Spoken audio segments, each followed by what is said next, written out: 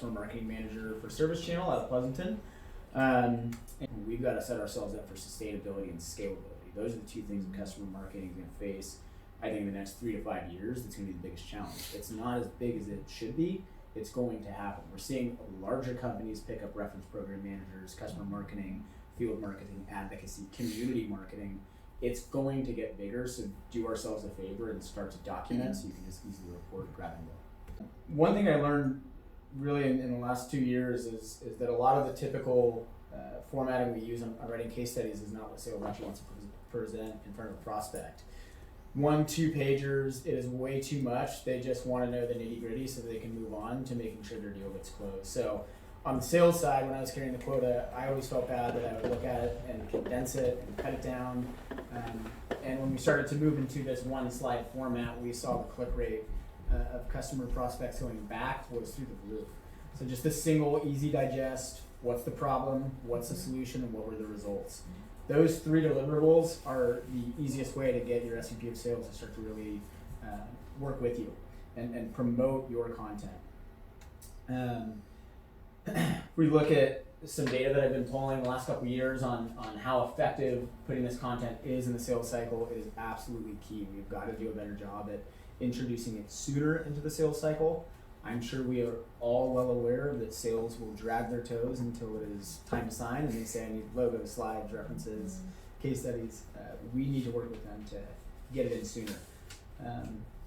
This is what I absolutely live by, is that we didn't, go ahead? I'm just curious, when you say sooner, what do you recommend? Yeah, so what stage or what? Yeah, so it's really going to be it's going to depend on what your sales cycle looks like. So, for example, our enterprise sales cycle is 18 months.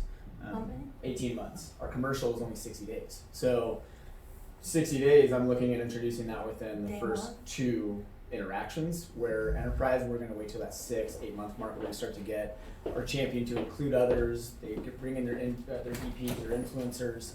But we want to basically enable our champion with customer content on customer references. The one thing I can say where I've seen the absolute just black and white, whether we're going to be successful or fail, is whether or not our SVP of sales and CMO and myself or your reference manager sit down in the room and hash it out. If that doesn't happen, you don't get executive alignment, it's going to be really, really difficult for your sales folks to listen to the program, not go into the table behind your back and call their customer from their last deal. We want to avoid that. So that's my first piece of advice, is get your SVP and your CMO in the same room and get everybody on the same page. But to align exactly on what? To make sure they understand they need to use the formal reference program. We're not going to invest in building this out and trying to get our advocates to volunteer their time if sales is going to just cause an issue. You really need that top-down support to Absolutely. push your program. Absolutely. Set up a reminder for your sales team when they move something from stage 3 to stage 4 and say, now is the time to submit a reference request. Here's your form fill. Here are some clients that are available, whether it be it's matching dynamic fields from the opportunity, like industry, size, location, persona. The other is that it will remove folks who have been used in the last 10 weeks. That was our SLA. Nobody's going to be a reference twice in 10 weeks. We need to span out that time. The first company I was at Procore, we had a ton of our references come back and ask for discounts. That also depends how big your reference pool looks like. Totally. And building that out is definitely another thing we'll touch on. Too. Like if you're gonna get pushback from your SVP or your CMO on being able to run this, attach a number to it and hold yourself accountable for it. Once you see how many references are being used, and that's the thing, you gotta have your SVP sales involved. But if they are, it's gonna go through the roof.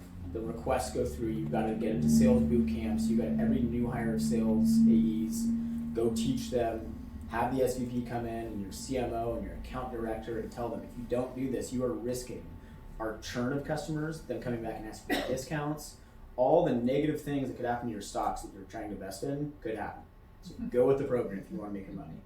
And it's our job to be the gatekeeper for customers and actually advocate for them. If we allow sales to take over control of that, we're losing and we're not doing our job. But do not overuse your references. That is a huge thing, especially if you're an annual subscription model. That will come back to bite you. And if you want you're aligned with your SVP, let them know that.